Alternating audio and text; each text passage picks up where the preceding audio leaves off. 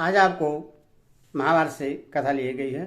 इसका नाम है अंगराज का वध। सहदेव के द्वारा दुशासन की तथा कर्ण के द्वारा नकुल की पराजय तथा कर्ण द्वारा पंचालों का साथ यह कथा आपको सुनाऊंगा। सज्जनों, आप इस कथा को ध्यानपूर्वक सुने और आपसे नम्र निवेदन है कि आप इस चैनल को लाइक एंड सब्सक्राइब जरूर कर दें। आपका कल्याण हो। कथा सुनिए। संजय कहते हैं, महाराज, आपके पुत्र की आज्ञा से बड़े बड़े हाथी सवार हाथियों के साथ ही क्रोध में भरकर धृष्टद्युम्न को मार डालने की इच्छा से उसकी ओर बढ़े। पूर्व और दक्षिण देश के रहने वाले गज युद्ध में कुशल जो प्रधान वीर थे, वे सभी उपस्थित थे। इनके सिवा अंग भंग पुंड मगध मेकल कौशल मद्र दर्शा निषद और कलिंग देश की योद्धा भी जो हस्तिनापुर में निपुण थे वहां आए।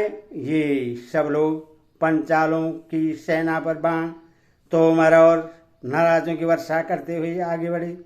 उन्हें आते देख धृष्टद्युम्न उनके हाथियों पर नाराजों की वर्षा करने लगा। प्रत्येक हाथी को उसने 10-10, 6-6 और 8-8 बाणों से मारकर घायल कर दिया। उस समय धृष्टद्युम्न को हाथियों की सेना से घिरा गया देख पांडव और पांचाल योद्धा तेज किए हुए अस्त्र शस्त्र लेकर गर्जना करते हुए वहां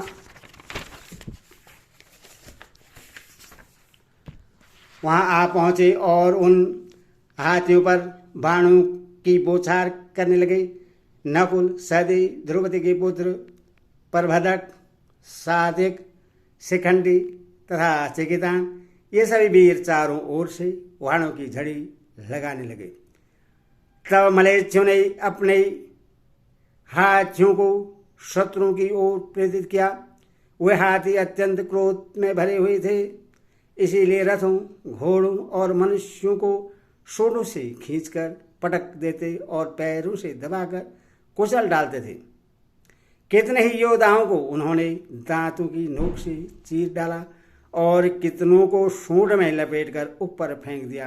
दांतों से कुचले हुए जो लोग जमीन पर गिरते थे उनकी सूरत बड़ी भयानक हो जाती थी।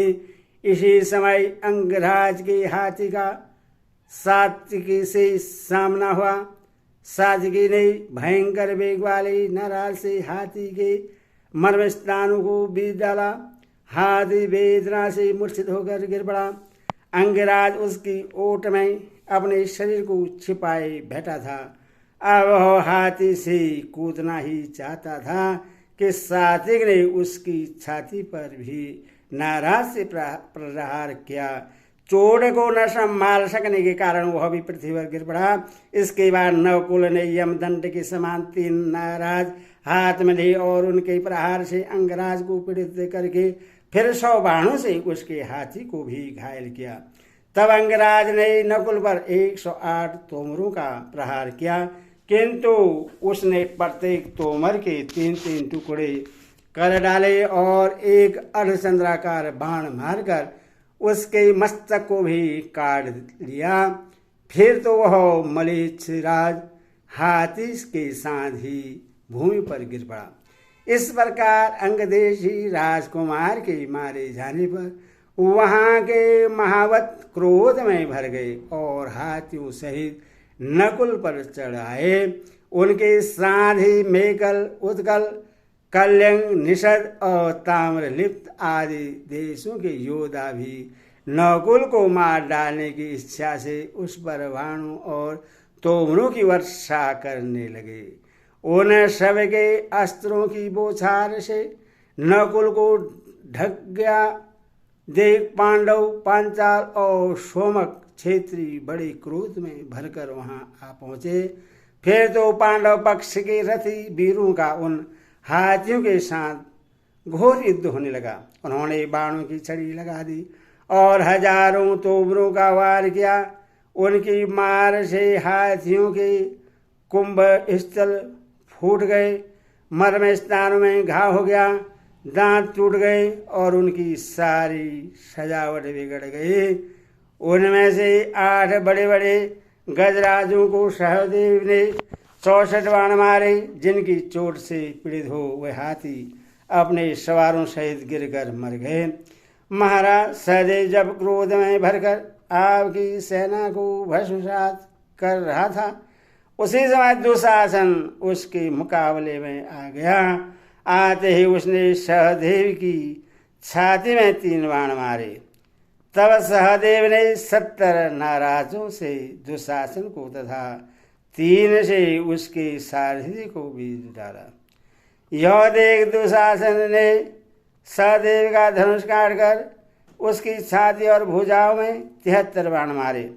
अब तो सहदेव के क्रोध की सीमा न रही। उसने बड़ी फुर्ती की से दुशासन के रथ पर तलवार का वार किया। वह तलवार प्रत्यक्षा सहित उसके धनुष को काटकर जमीन पर गिर पड़ी। फिर सहदेव ने दूसरे धनुष लेकर दुशासन पर प्रांतकारी बाण छोड़ा, किंतु उसने तीखी धार वाली तलवार से उसके 2 टुकड़े कर डाले और सहदेव को घायल करके उसके सारथी को भी 9 बाण मारे।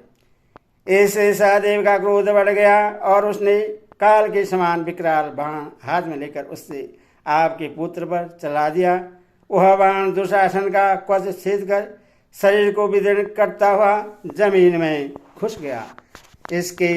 इससे आपका पुत्र बेहोश हो गया।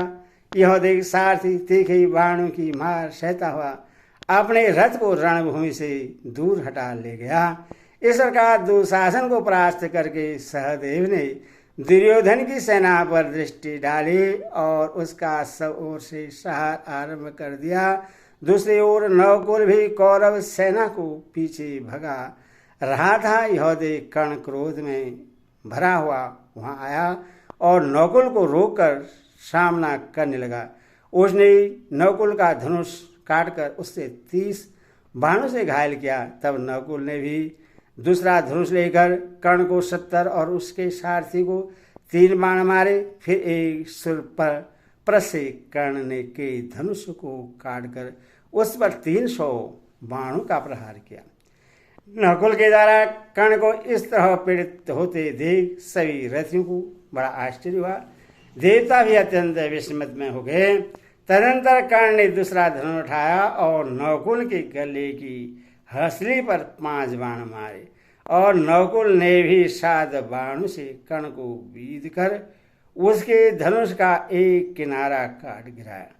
कर्ण ने पुनः दूसरा धनुष लिया और नकुल के चारों ओर की दिशाएं बाणों से आच्छादित कर दी, किंतु महारथी नकुल ने कर्ण के छोड़े हुए उन सभी बाणों को काट डाला। उस समय सायक समूह से भरा हुआ आकाश ऐसा जान पड़ता था मानो उससे टिड्डियां छा रही हों।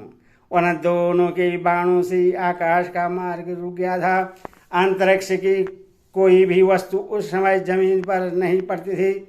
उन दोनों महारथियों के दिव्य बाणों से जब दोनों ओर की सेनाएं नष्ट होने लगी तो सभी योद्धा उनके बाणों के गिरने के स्थान से दूर हट गए और दर्शकों की भांति खड़े होकर तमाशा देखने लगे। जब सब लोग वहां से दूर हो गए तो वे दोनों महारथी परस्पर बाणों की बौछार से एक दूसरे को चोट पहुंचाने लगे। कर्ण ने हंसते हंसते उस युद्ध में बाणों का जाल सा फैला दिया। उसने सैकड़ों और हजारों बाणों का प्रहार किया। जैसे बादलों की घटा घिर आने पर उसकी छाया से अंधकार सा हो जाता है, वैसे कर्ण के बाणों से अंधेरा सा छा गया। इसके बाद कर्ण ने नकुल का धनुष काट दिया और मुस्कुराते हुए उसके सारथी को भी रथ से मार गिराया। फिर तेज के हुए 4 बाणों से उसके चारों घोड़ों को तुरंत यमलोक भेज दिया। तब अपने बाणों की मार से उसने नकुल के दिव्य रथ के तिल के समान टुकड़े करके उसकी धज्जियां उड़ा दी। पहियों के रक्षकों को मारकर ध्वजा, पताका, गदा, तलवार, ढाल तथा अन्य सामग्रियों को भी नष्ट कर दिया। रथ, घोड़े और कवच से रहित हो जाने पर नकुल ने एक भयानक परिघ उठाया, किंतु कर्ण ने तीखे बाणों से उसके भी टुकड़े टुकड़े कर डाले। उस समय उसकी इंद्रियां व्याकुल हो गई और वह सहसा रणभूमि छोड़कर भाग खड़ा हुआ।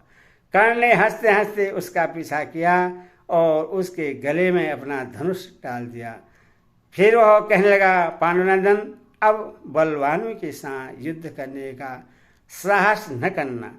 जो तुम्हारे समान हो उन्हीं से भिड़ने का हौसला करना चाहिए। मांद्री कुमार हार गए तो क्या हुआ, लज्जाओ मत, जाओ घर में जाकर छिप रहो, अथवा जहाँ कृष्ण तथा अर्जुन हो वहीं चले जाओ। यह कहकर कर्ण ने नकुल को छोड़ दिया। यदि भी उस समय कर्ण के लिए नकुल को मारना सहज था, तो भी कुंती को दिए हुए वचन को याद करके उसने उससे जीवित ही छोड़ दिया, क्योंकि कर्ण धर्म का ज्ञाता था। नकुल को इस पराजय से बड़ा दुख हुआ। वह उच्छ्वास लेता हुआ अत्यंत संकोच के साथ जाकर युधिष्ठिर के रथ पर बैठ गया। इतने में सूर्यदेव आकाश के मध्य भाग में आ गए। उस दोपहरी में सूतपुत्र कर्ण चारों ओर चक्र के समान घूमता हुआ पांचालों का सहार करने लगा। शत्रुओं के रथ टूट गए, ध्वजा पताकाएं कट गई, घोड़े और सारथी मारे गए तथा बहुतों के रथ की धुरे खंडित हो गए। कुछ ही देर में पंचाल सेना के रथी भागते देखे गए। हाथियों के शरीर खून से लथपथ हो गए। वे उन्मत्त की भांति इधर उधर भागने लगे। ऐसा जान पड़ता था मानो वे किसी बड़े भारी जंगल में जाकर दवा नल से दग्ध हो गए हैं। उस समय हमें सब ओर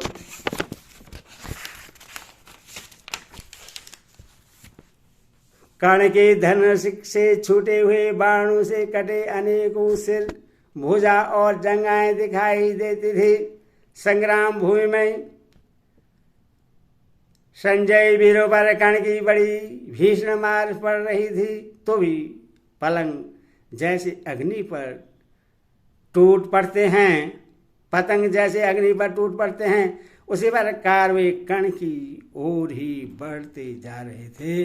महारथी कर्ण जहाँ तहाँ पांडव सेनाओं को भस्म कर रहा था, तो क्षेत्रीय लोग उससे प्रलयकालीन अग्नि के समान समझकर उसके आगे से भागने लगे। पंचाल वीरों में से भी जो योद्धा मरने से बचे थे वे सब मैदान छोड़कर भाग गए। हरिओम तस् हरिओम।